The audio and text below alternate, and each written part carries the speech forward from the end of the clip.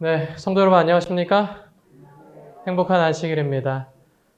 시간이 정말 빨리 지나가서 이제 가을도 벌써 지나가는 듯한 느낌도 들고요. 올 한 해를 어떻게 시작했는지 좀 돌아보는 시간이 되는 것 같습니다.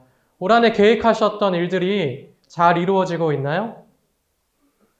저는 저의 좀 삶을 돌아보면서 인간의 삶 속에 계획했던 것들이 잘 안 이루어질 때가 많다 하는 것을 좀 알게 되었습니다. 생각대로 된다면 얼마나 좋을까요? 근데 우리의 인생은 생각처럼 이루어지지가 않습니다. 월요일부터 우리가 전도회를 시작하는데 온라인 전도회잖아요. 그래서 저는 더 좋은 영상을 좀 보여드리려고 계획을 했습니다. 그래서 이렇게 양쪽에 화면이 나오도록 준비를 해야겠다라고 생각해서 지난주 월요일 날 이제 모든 장비들을 주문을 했습니다. 그런데 다른 장비들이 다 도착을 했는데 정작 가장 중요한 이렇게 영상을 양쪽으로 나눠주는 장비가 오지 않는 거죠. 이게 도대체 어떻게 된 건가? 제가 택배사에 연락을 해보니까 택배사에 문제가 생겨서 화요일부터 그 장비는 신탄진이라는 곳에 머물고 있었습니다. 그래서 그러면 이거 오늘 안에 올 수 있냐? 근데 못 옵니다. 이거 문제가 생긴 거죠. 그래서 제가 부랴부랴 예산 온 시내를 뒤져서 그 장비를 찾아보았는데 뭐 하이마트에 가도 없고 뭐 다이소에 가도 없고 결국 컴퓨터 전문점에 갔더니 마침 딱 하나가 남아 있는 거예요. 그래서 참 기적적인 일이다 생각하면서 사와서 이렇게 해놨는데 해놓고 보니까 또 음성에 노이즈가 생겨가지고 도무지 양쪽으로 들을 수가 없는 겁니다. 근데 오늘 들어보니까 그래도 괜찮죠? 그래서 큰 문제가 없이 진행되기를 기도해야 될 것 같습니다. 잘 될 거라고 믿습니다. 뭐 이거 말고도 생각대로 되지 않은 일들이 굉장히 많아요. 뭐 영상 편집하는 거, 뭐 또 색감 맞추는 거, 선물 주문하는 거 다 생각대로 되지는 않았습니다. 그러나 이러한 모든 일들이 뭐 큰 문제 없이 진행되리라고 믿습니다. 왜냐하면 사실은 이러한 모든 계획들은 더 큰 한 가지 목적을 향해 있습니다. 그것이 무엇입니까? 하나님의 복음을 전하는 거죠. 물론 작은 계획들이 좀 어그러지고 생각대로 되지 않고 실패했을지 몰라도 더 큰 계획을 포기하지 않는다면 하나님께서는 분명히 우리를 통하여 큰 일들을 이루시리라고 믿습니다. 오늘 하나님께서 우리에게 주실 말씀은 신명기 34장의 말씀입니다. 신명기 34장 1절로부터 12절의 말씀을 제가 읽도록 하겠습니다.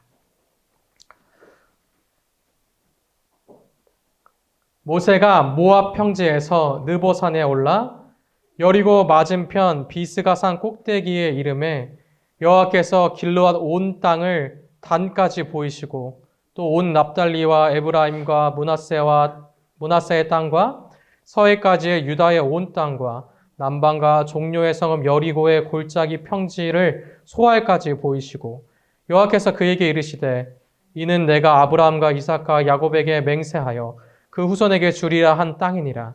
내가 내 눈으로 보게 하였거니와 너는 그리로 건너가지 못하리라 하시매. 이에 여호와의 종 모세가 여호와의 말씀대로 모압 땅에서 죽어 벳 부올 맞은편 모압 땅에 있는 골짜기에 장사되었고 오늘까지 그 묘를 아는 자 없느니라. 모세가 죽을 때에 나이 120세라. 그 눈이 흐리지 아니하였고 기력이 쇠하지 아니하였더라.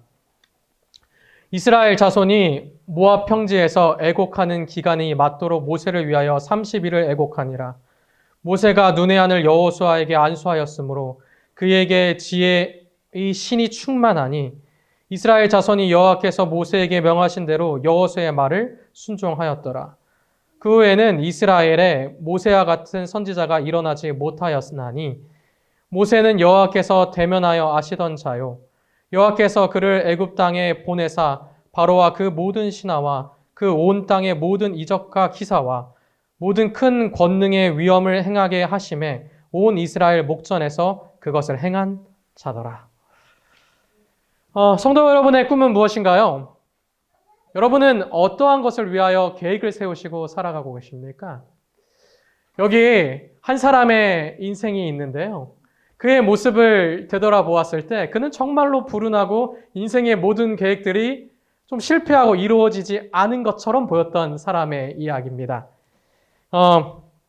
그의 이름은 댄 젠슨이라고 하는 사람입니다. 이 댄 젠슨이라고 하는 사람은 1980년대부터 1990년대까지 스피드 스케이팅을 가장 잘 타던 사람이었습니다. 아주 스피드 스케이팅의 강자라고 일컫는 사람이죠. 근데 모든 운동선수가 꿈꾸는 꿈이 있다면 그것은 무엇입니까? 올림픽에 가서 메달을 따는 것이죠. 그런데 이 댄 젠슨은 올림픽과는 유독 인연이 없는 사람이었습니다. 1988년 캘거리 동계 올림픽에 그는 출전하게 되었는데요. 그 이전에도 그는 세계 선수권 대회와 국제 대회를 휩쓸었기 때문에 당연히 그가 금메달을 따리라고 다 예상했었습니다. 그런데 500m 경기를 시작하기 전 한 가지 소식이 들려왔습니다. 그것은 백혈병을 앓고 있던 그의 누나 제인이 죽었다는 사실입니다. 그는 충격과 슬픔에 빠졌습니다. 그리고 500m 경기를 시작했습니다. 처음부터 그는 1등으로 달리기 시작했고 그의 기록은 1위를 가리켰습니다. 그러나 한 바퀴를 돌기도 전에 그는 미끄러지면서 실격되고 말았습니다. 그의 누나의 소식이 너무나도 충격이 컸나 봐요. 그리고 사흘 뒤에 그가 두 번째로 잘하는 1000m에 출전하게 되었습니다. 마음을 좀 추스리고 나왔는지 이번에는 아주 잘 탔습니다. 마지막 바퀴까지 1등으로 달리고 있었습니다. 그리고 마지막 바퀴 코너를 도는 순간 그는 미끄러지고 말았습니다. 그리고 또다시 실격되고 말았습니다. 그때부터 댄 젠슨은 불운의 사나이로 불리기 시작했습니다. 아무리 잘 타도 올림픽과 인연이 없다는 것이죠. 그로부터 4년 동안 또 올림픽을 준비했습니다. 1992년 알베리 동계 올림픽, 그는 절치부심하여 올림픽에 나갔습니다. 그리고 500m 경기가 시작되었습니다. 어떻게 되었을까요? 갑자기 알 수 없는 돌풍이 불어오더니 그 모래바람으로 인하여 그는 또다시 실격하지는 않았지만 본 실력을 내지 못했습니다. 그리고 그 올림픽 8위로 마무리하였습니다. 정말 불운한 삶인 것 같아요. 그의 계획이 이루어지지 않는 것 같습니다. 그런데 그에게 또 한 번의 찬스가 왔습니다. 원래 올림픽은 몇 년에 한 번씩 하죠? 네, 4년에 한 번씩 하죠. 근데 이전에는 동계 올림픽 하는 해에 하계 올림픽도 했습니다. 그러니까 두 번의 올림픽이 똑같은 연도에 하니까 이 사람들이 좀 집중을 못하고 좀 너무 어렵다 이런 생각이 든 거죠. 그래서 그 해부터는 올림픽을 동계, 하계 나눠서 하자 하면서 동계 올림픽을 2년 빨리 하게 되었습니다.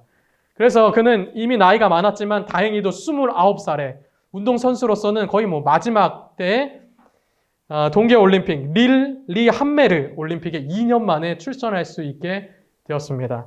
어쩌면 그게 마지막 기회였죠. 그는 최선을 다했기 때문에 모든 결과들이 그가 올림픽을 딸 것이라고 가리키고 있었습니다. 올림픽 직전 마지막 있었던 대회에서 그는 세계 신기록을 세우면서 우승을 합니다. 그 전까지는 마의 때라고 불리는 36초 때를 깬 사람이 아무도 없었습니다. 500m를 36초에 돌 수가 없었죠.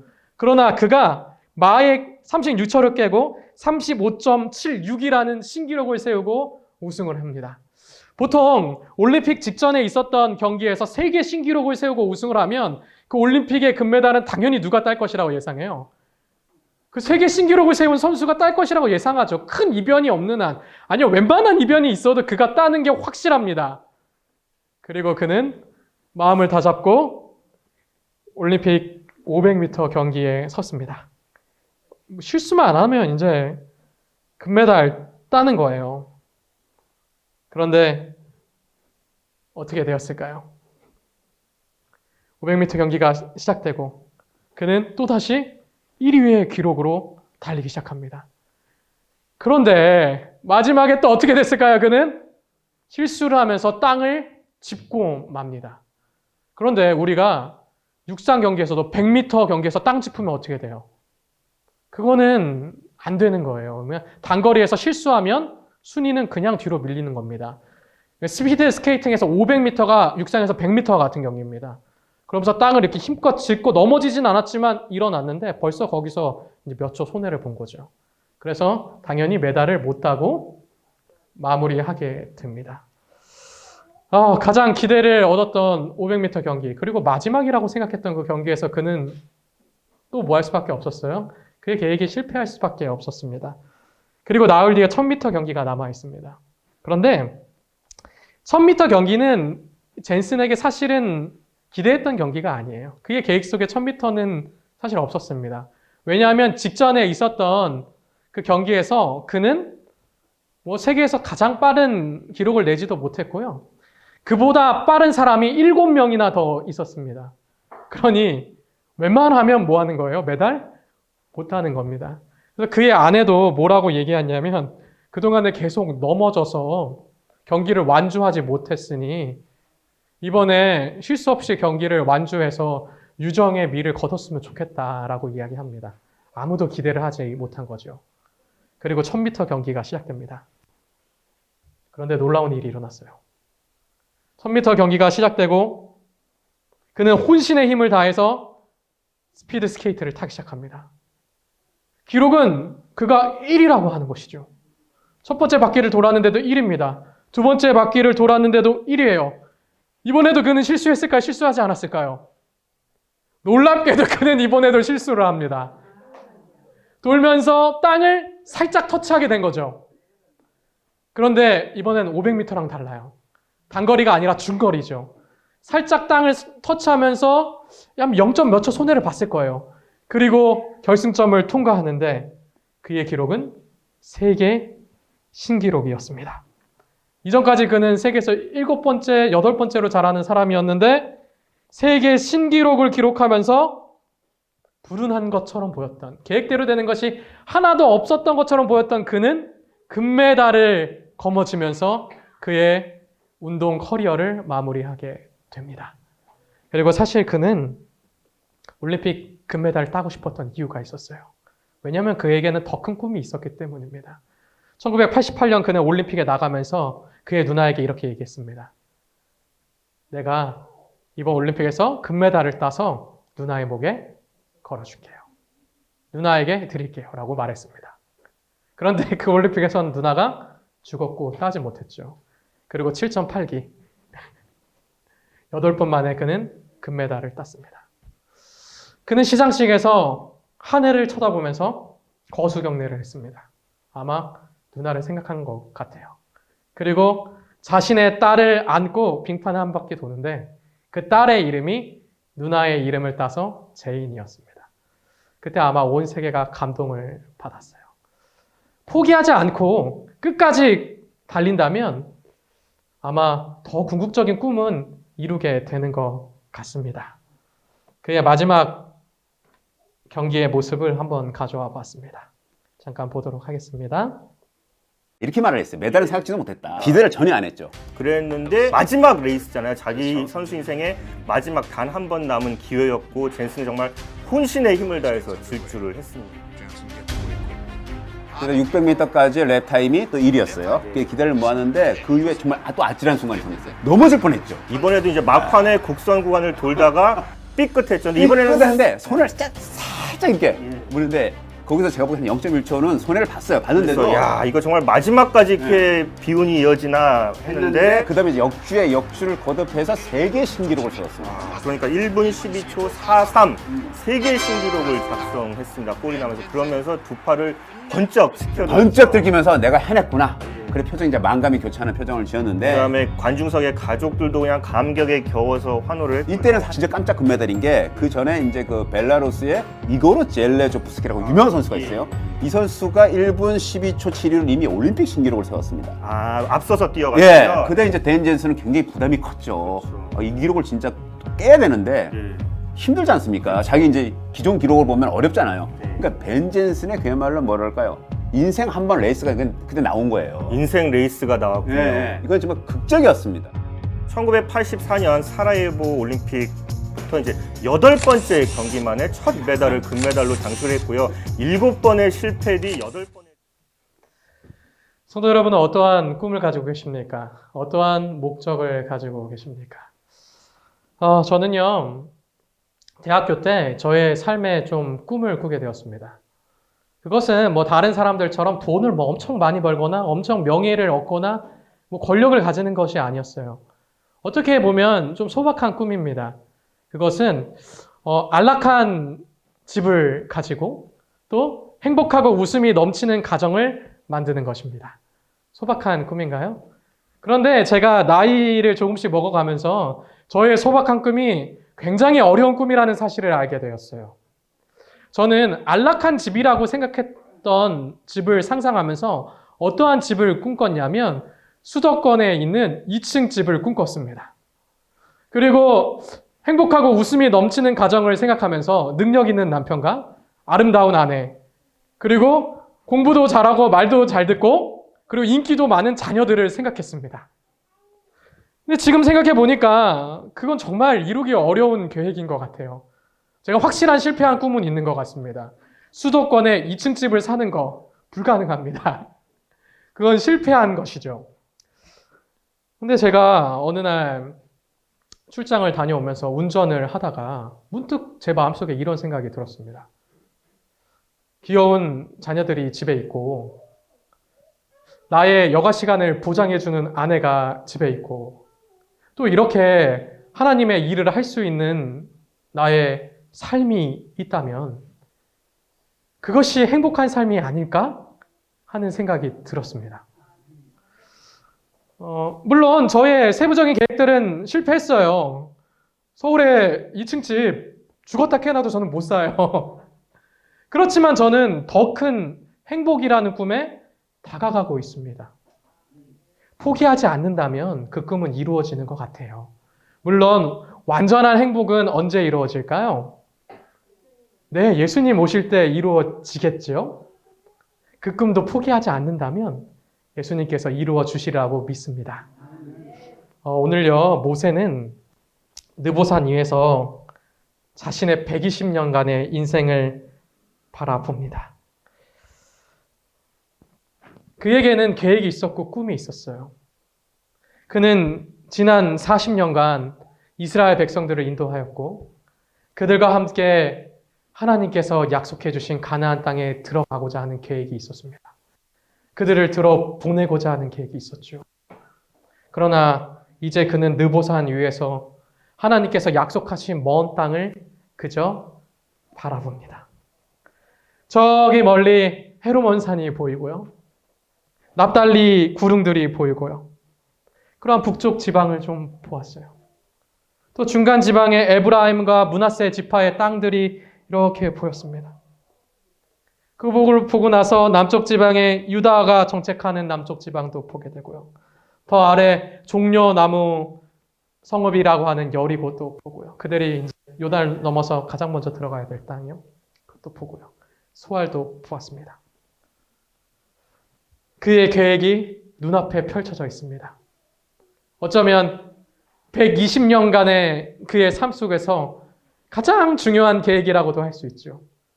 그러나 그의 인생의 여정은 어디서 끝나요? 거기서 끝납니다. 그 바라보는 것이 그가 할 수 있는 전부입니다. 모세는 정말 그 땅에 들어가기를 원했어요. 그의 인생의 계획이 뭐예요? 젊었을 때는 이스라엘 백성을 구원하는 것이었고요. 그가 노년이 되어서는 이스라엘 백성들을 잘 인도해서 하나님의 약속의 땅에 들어가게 하는 것이었습니다. 이제 계획이 이루어지는 순간이 눈앞에 있는데 그는 이게 끝이라는 소리를 듣게 되죠. 그는 하나님께 기도합니다. 하나님, 이렇게 나의 인생의 계획이 실패해서 되겠습니까? 하나님 제발 그 땅에 들어가게 해주십시오. 근데 하나님께서 뭐라고 대답하세요? 안 된다고 대답하세요. 신명기 3장입니다. 고아옵나니 나로 건너가게 하사 요단 저편에 있는 아름다운 땅, 아름다운 산과 레바논을 보게 하옵소서 하되 여호와께서 너희의 영고로 내게 진노하사 내 말을 듣지 아니하시고 내게 이르시기를 그만해도 족하니 이 일로 다시 내게는 말하지 말라. 너는 비스가산 꼭대기에 올라가서 눈을 들어 동서남북을 바라보고 내 눈으로 그 땅을 보라. 내가 이 요단을 건너지 못할 것임이라. 얼마나 안타까운 순간입니까? 이스라엘 백성들과 모세는 40년을 광야에서 보냈습니다. 이제 그 전 세대들은 거의 죽고요. 뭐 우리가 안교 시간에 배운 것처럼요. 이제 그 다음 세대들이 주축이 되었죠. 그리고 이제 40년의 시간을 다 지나서 이제는 약속의 땅에 들어갈 시간이 가까워 왔습니다. 이제 거의 눈앞이에요. 이제 그들은 마지막을 위하여 행단하면서 에돔 땅 가까이 왔습니다. 그때 하나님께서는 이제 이스라엘 백성들에게 믿음을 확인할 기회를 주셨죠. 그동안 계속해서 내렸던 그리고 계속해서 공급되었던 뭐가 끊기기 시작했어요? 물이 잠깐 끊기기 시작했습니다. 그랬더니 이스라엘 백성들이 어떻게 반응했을까요? 이제 세대가 바뀌었고 사람이 바뀌었으니까 반응도 조금 달라졌을까요?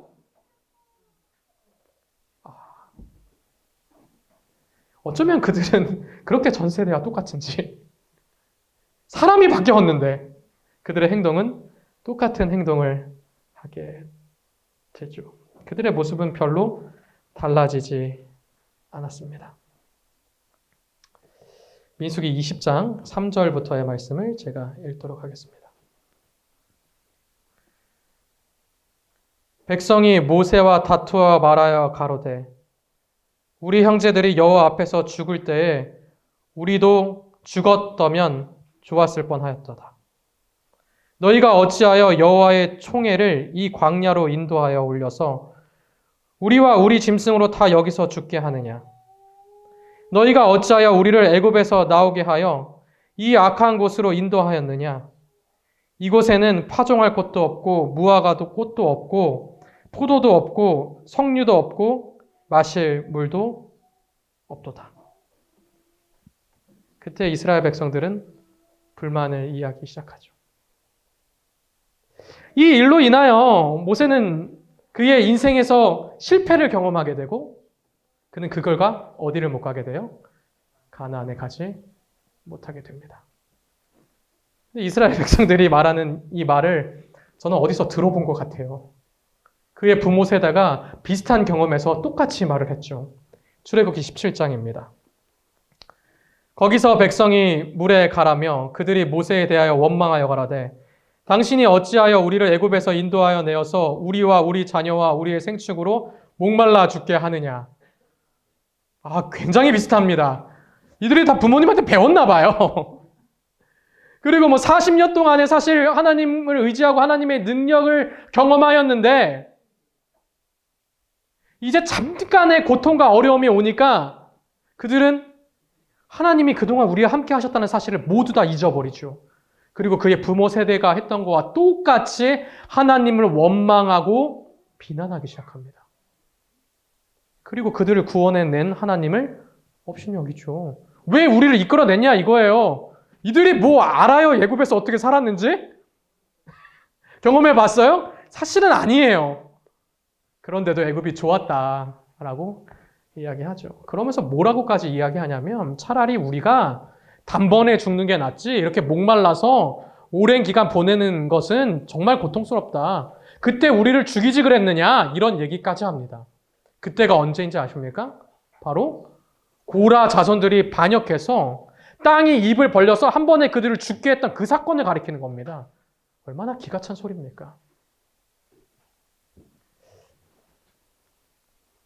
그 소리를 듣고 모세가 더 이상 뭐 할 수 없었어요? 참을 수가 없었어요. 그런데 원래 모세는 어떤 사람이었어요? 백성들이 이렇게 막 이야기하면 못 참고 막 화를 내는 그런 사람이었습니까? 오늘 안교 시간에도 나오잖아요. 오히려 하나님한테 하나님 제발 그들의 죄를 모아해 주세요. 용서해 주세요. 그렇지 않으면 차라리 내 이름을 지워주세요 라고까지 말하는 그런 사람이었습니다. 그런데 그렇게 하나님과 대면하고 의인이었던 모세는 어쩌면 정말 다 왔잖아요. 그의 계획이 거의 끝에 왔는 그 순간에 실패하고 맙니다. 그의 계획은 그의 생각대로 진행되지 않고 틀어지고 말죠. 그리고 모세는 참을 수 없어서 화가 나서 이렇게 얘기합니다.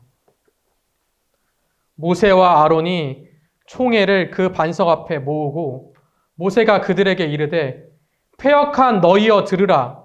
우리가 너희를 위하여 이 반석에서 물을 내랴? 하고 말합니다. 모세가 뭐라고 말해요? 하나님께서 너희를 위하여 물을 주실 거야 라고 말합니까? 내가 너를 위하여 물을 내랴? 라고 이야기를 합니다. 모세는요, 자신의 계획의 거의 마지막에 온 그 순간에 그동안 그는 하나님을 바라보고 하나님의 능력을 의지했는데 그 순간 누구를 바라봤어요? 자신을 바라봤어요. 그리고 그는 거기서 실패하고 말죠. 그런데 우리가 모세의 인생을 쭉 돌아보면은 그는 항상 언제 실패했냐면 자기를 바라볼 때 실패했습니다. 80년 전에 그는 자기를 바라봤죠. 애굽의 왕자이었던 자신의 능력을 보았습니다. 그리고 그의 마음속에는 어떠한 소망이 있었냐면 이렇게 압제받고 고통받는 이스라엘 백성들을 좀 구원해 줘야겠다라고 하는 소망이 있었습니다. 그리고 이제 그는 나가서 그들을 정말 구원하려고 하죠. 애굽 사람에게 압제받는 이스라엘 사람을 구해주죠. 그러다가 어떻게 해야 됩니까? 애굽 사람을 죽이게 되죠. 근데 그는 그때까지도 그렇게 불안하진 않았어요.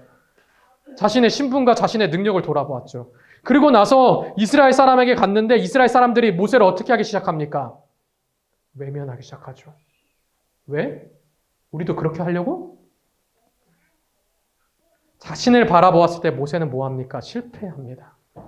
그때 자신의 계획도 실패하죠. 그리고 광야로 도망가게 되고 그곳에서 자신을 비워지게 하는 40년이라는 기간을 보내게 됩니다.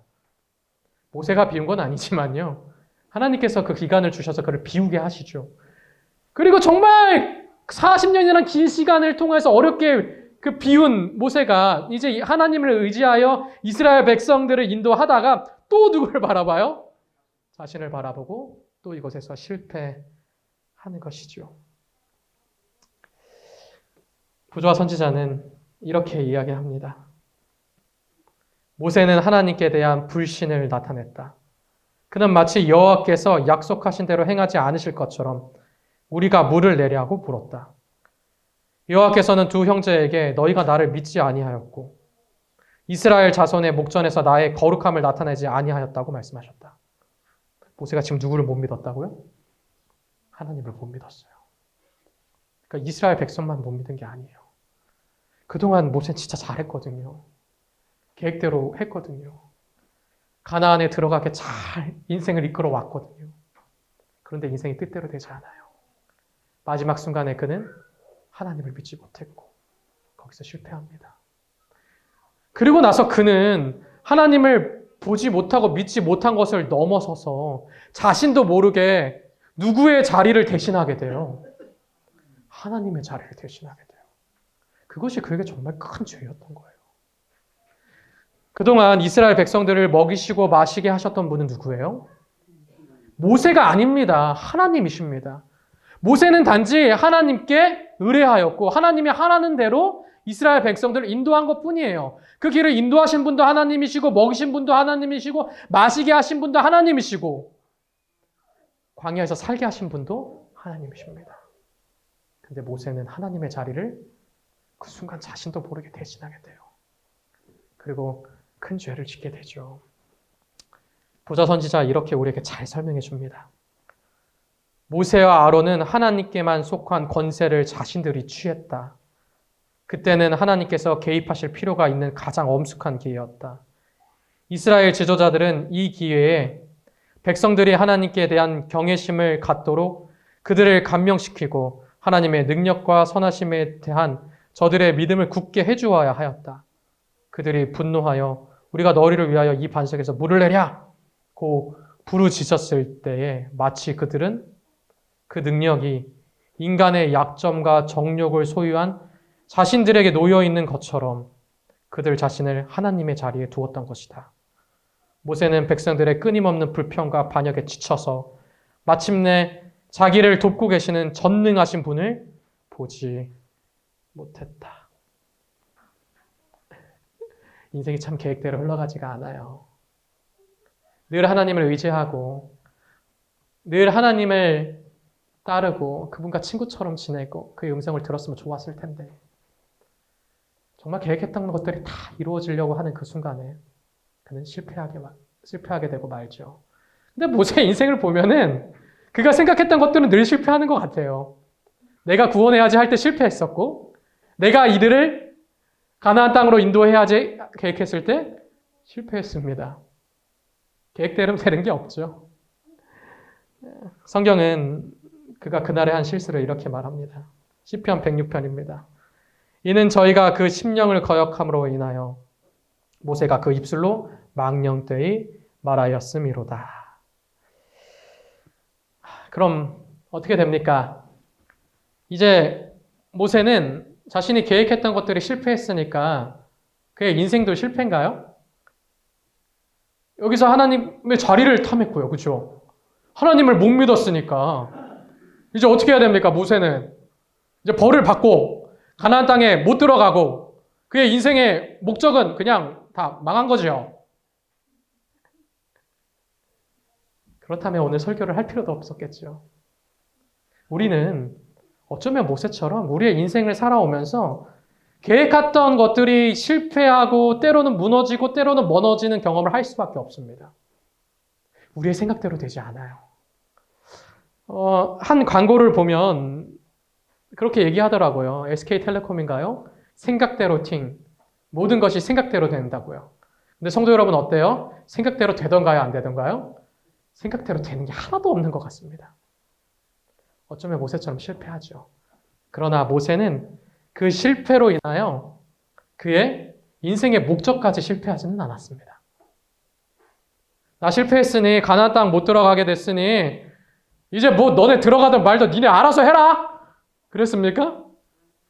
아니죠. 모세는 그 이후에 가나안 땅에 들어가는 그 순간까지 그리고 자신이 죽게 되는 그 순간까지 약 11개월 동안 그는 하나님과 동행했습니다. 그리고 하나님을 의지했어요. 그리고 최선을 다해서 이스라엘 백성들을 인도하였습니다.